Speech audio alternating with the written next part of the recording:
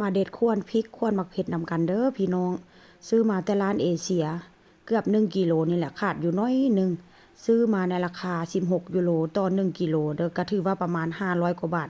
ขาดอีกน้อยนึงก็ประมาณ600ว่าเส้นซะเนาะแต่ว่าความว่าโชคดีพี่น้องได้มาค่อนข้างจะสดว่าเส้นซะค่อยก็จะมาล้างมาแช่น้ำเกลือแช่น้ำส้มไว้หลังจากนั้นค่อยก็จะเด็ดข่วนมันออก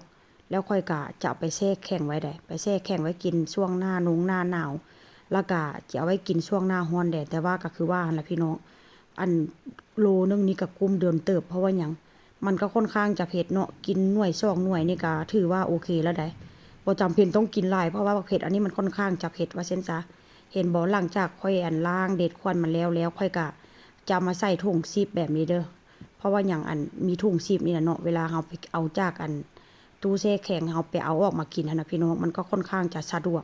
เฮาเปิดปิดมันก็ค่อนข้างจะง่ายว่าเช่นซะ